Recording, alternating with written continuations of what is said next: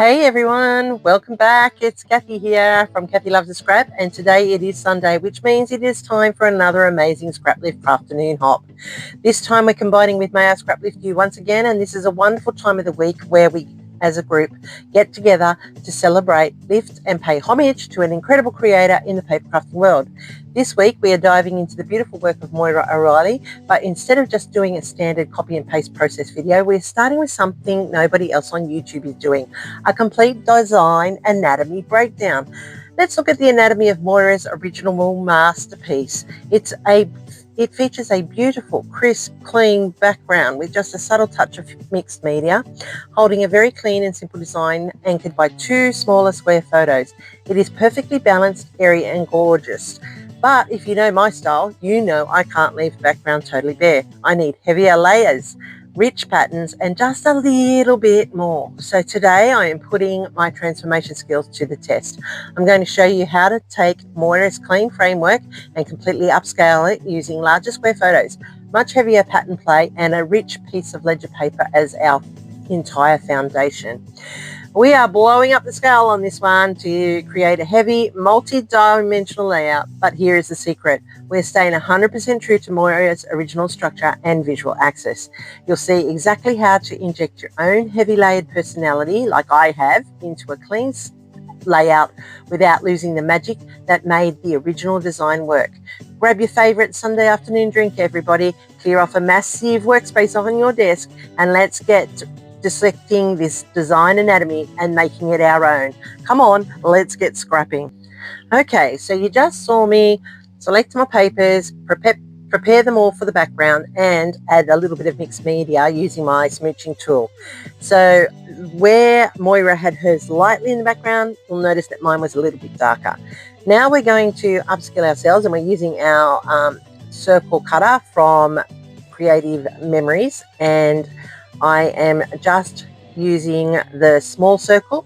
I'm going around first with the blue, which is the larger one, and then I'm using the red. And you just see me do a mistake. Do not do that, people. Do not take it away until you've done both cuts. It is so much easier when they're in the same spot. So now I have done 2 full circles, and I'm going to do a half circle because one will be tucked in behind the photo over on to the left. Oh my goodness, I can't even get my words out today.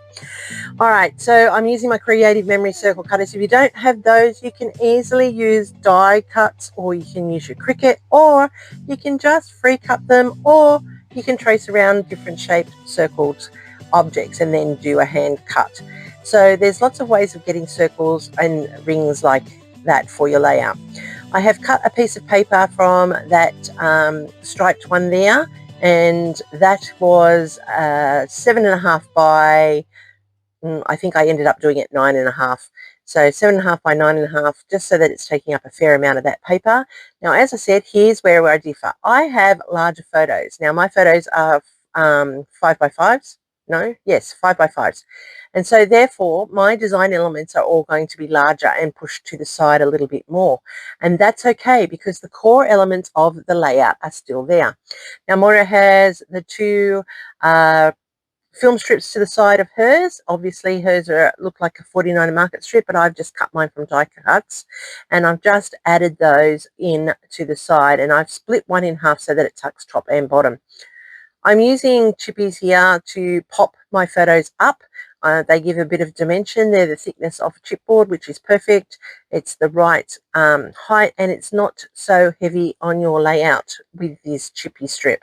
These are from Scrapbook Fantasies. I'll put a link down below. Go check them out. They really are a great way of supporting your photos or any element that you wish to pop up off the base. So I'm putting down my 2 photos. Now these photos were of myself. I had been away on my cruise. I had a whole lot of health things that I had to do. There was a time we thought I might not get on the cruise, but the doctors were great and they said needed to come in after the cruise. This was actually the day after I returned back, so I didn't even get to have an enjoyment of my cruise before I was hitting the medical scene. So just a few tests that I had to have. All good, all sorted, and still a few more to go, but I'm pretty much finished that round this time. So I'm just adding in some distressing here, and that's going to lift them up off the background. Now, Moira had a plain white background on hers. I can't, I can't. So I've chosen the ledger paper. It is a little bit lighter, and therefore it does adhere to that white space philosophy of Moira's, but it allows me to have my detail in it. I have got that patterned striped paper there, whereas hers was more of an ombre, and I've just added that in as well. I've added in the coloured triangular side over to the side to give me that heavy layering. Now, where Moira had one tag in behind her photo, I've actually added in two, so that's my interpretation and my creativity coming through. So remember the 70-30 theory of scrap lifting. 70% stay to the structure, 30% get creative. Well, that's what I've done here. Now, I have added another frame in down here to be my cluster base, and that's how I'm building up this corner cluster. I have books and a manuscript and a cup of tea, because it's like I did take a book to read while I was sitting there waiting to go into the surgery, and then when I came out, and the best thing they give you when you come out is a cup of tea. So I've tied those in to the actual layout as well. Now, Moira has no wordy bits to hers at the bottom. I have actually added one in there. That's because I liked to add a little bit extra where I can, and that one says beauty in the everyday. Well, you got to find the beauty in the everyday, and that's why I took the photos of myself in the waiting room ready to go in for surgery. Okay, so I'm using some thickers here, and I'm using different sets, and I'm just going to build up my title, so it's going to be multi-dimensional. It's keeping true to the main structure of Moira's, where she had her title here.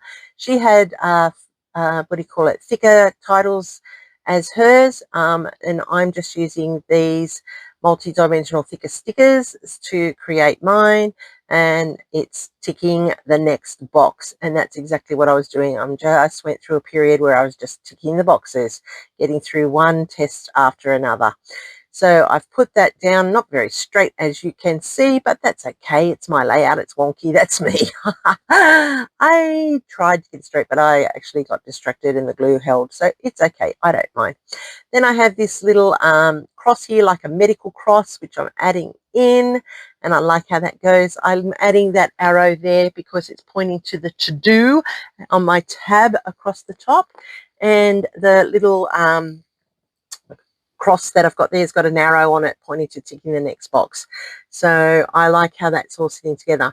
I'm just adding in some hearts like Moira had. Now, she had two big puffy hearts. I've got three puffy hearts on mine. Not the same place, but still the same concept and the same idea. So that's where my creativity is coming in, and that's where you can do it as well for you. Now I'm building in some enamel dots, which are not my normal go-to. As you know, I tend to use Nuvo drops or pops of color, but today I'm actually physically using Nuvo drops. Now, I like my threads on my tags to look like they're free-flowing, so I just glue down the edges so it just will stay in the same spot and be an artistic touch to the layout, and I like how that's coming together. Now, here we come into my signature. You know I can't cope with the border not done. Now, Moira looks like she had matted her whole layout onto a thin piece of cardstock.